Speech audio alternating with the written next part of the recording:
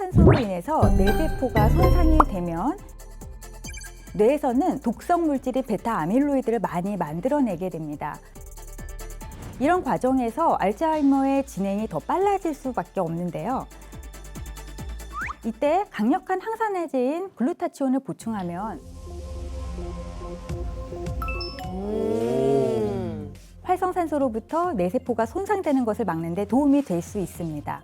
실제로 글루타치온은 강력한 항산화 성분으로 뇌 속 산화를 방지하는 역할을 해서 경도 인지 장애와 알츠하이머의 진행을 늦추는 데 도움을 준다는 연구 결과도 있습니다.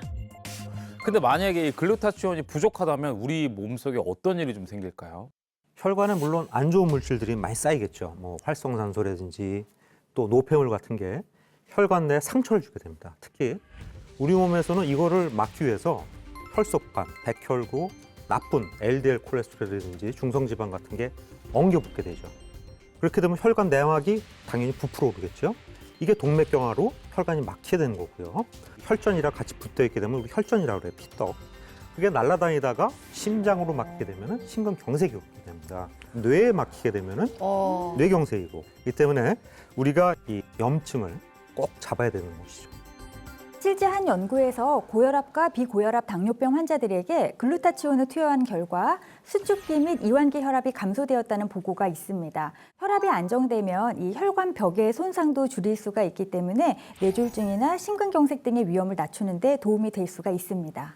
글루타치온이 뇌 건강과 혈관 건강에 아주 중요하다는 건 알았거든요. 그런데 정상적이라면은 글루타치온이 그 간에서 만들어진다고 하잖아요.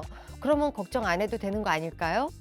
근데 안타깝게도 그렇지 않습니다. 그러니까 글루타치온은 아까도 얘기했지만 간에서 가장 많이 만들어지는데요. 정상적이라면은 글루타치온이 그 간에서 만들어진다고 하잖아요. 그러면 걱정 안 해도 되는 거 아닐까요? 근데 안타깝게도 그렇지 않습니다. 그러니까 글루타치온은 아까도 얘기했지만 간에서 가장 많이 만들어지는데요. 나이가 들면 들수록 만들어지는 생산량이 떨어지게 됩니다. 특히 우리가 가장 면역력이 중요한 60대와 가장 많이 생성이 되는 20대를 비교해 보면요. 60대는 20대의 절반밖에 되지 않아요. 이렇게 되니까 체내에서는 항산화 역할을 하는 글루타치온이 감소하게 되고요. 면역력을 지켜주는 면역세포의 활동 또한 낮아지게 되니까 전신에 여러 가지 염증이 생길 수도 있는 거고요. 또 간 수치도 높아질 수 있기 때문에 주의하셔야 됩니다. 나이가 드니까 돈도 줄고 친구도 줄고 글루타치온 너마저 줄어드는군요.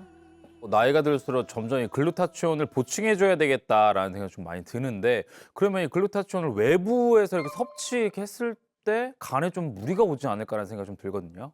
글루타치온을 섭취하는 것이 간에도 도움이 될 수 있습니다. 간과 글루타치온의 관계에 대한 연구 결과가 있는데요. 비알코올성 지방간 환자 29명을 대상으로 4개월간 글루타치온 300mg을 섭취하게 했더니 대조군과 비교해서 섭취군 일부에서 간세포 손상됐을 때 올라가는 효소가 77.1%에서 47.9%로 감소한 연구 결과가 있습니다.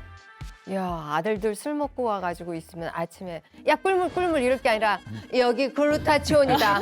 그러면 아주 있어 보이겠어. 엄마가 똑똑해 보이고. 그리고 또 막 간 안 좋은 분들 보면은 얼굴빛이 좀 안 좋다거나 아니면 막 노랗게 막 변하기도 하잖아요. 근데 이제 글루타치온을 좀 보충하면은 이제 얼굴빛도 좀 많이 바뀌고 또 피부도 좋아지겠네요. 네, 맞습니다. 이 글루타치온은 피부를 어둡게 만드는 이 멜라닌 색소의 생성을 억제를 해주기 때문에 원래는 이 미백 주사의 원료로 많이 알려져 있습니다. 그래서 이 글루타치온을 섭취하게 되면 피부를 맑게 하는 데 도움을 받으실 수가 있는데요. 네, 실제로 성인 60명을 대상으로 해서 4주간 글루타치온을 경구 섭취하도록 해보았는데요. 그 결과 얼굴과 팔 등의 6개 부위에서 기미와 잡티를 유발하는 멜라닌 수치가 감소했다라고 하고요. 또 한국인을 대상으로 한 연구에서도 기미와 검버섯과 같은 이런 색소 침착 증상이 개선이 되었고요. 또 멜라닌 지수 또한 감소한 것이 확인이 되었다고 합니다.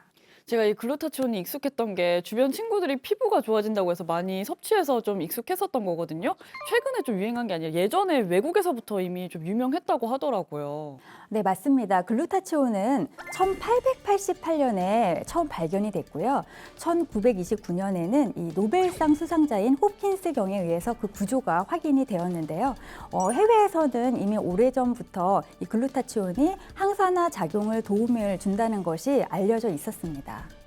글루타치온은 분자 크기가 커서 자칫 잘못 선택할 경우에는 흡수가 제대로 되지 않을 수 있습니다. 흡수율을 높일 수 있는 방법이 무엇인지 꼼꼼하게 따져보시는 것이 굉장히 중요합니다. 그러면 어떻게 하면 흡수율을 더 높일 수 있는 거예요? 네, 글루타치온의 흡수율을 높이는 또 다른 방법은요, 바로 다른 성분과 함께 드시는 겁니다. 미백에 도움이 되는 아미노산인 L시스테인과 비타민 C, E, 그리고 간의 항산화제라고 불리는 이 밀크시슬과 같은 이런 성분들과 함께 드시게 되면 흡수율을 더 높이실 수가 있습니다. 근데 또 이제 글루타치온은요, 한 번에 많은 양을 먹기보다는 이게 나눠서 먹으면 흡수율이 더 높아질 수 있는데요. 아침, 저녁, 그리고 식전 공복이나 잠들기 전 하루 2-3번 정도 나눠서 드시면 좋고요. 좀 공복이 부담스럽다 그러면 식후에 글루타치온이 흡수를 도와주는 다른 성분들과 같이 드시면 흡수율을 높일 수 있습니다. 자, 그렇다면 앞에 지금 글루타치온이 있는데요. 한번 시식해 보시죠. 네.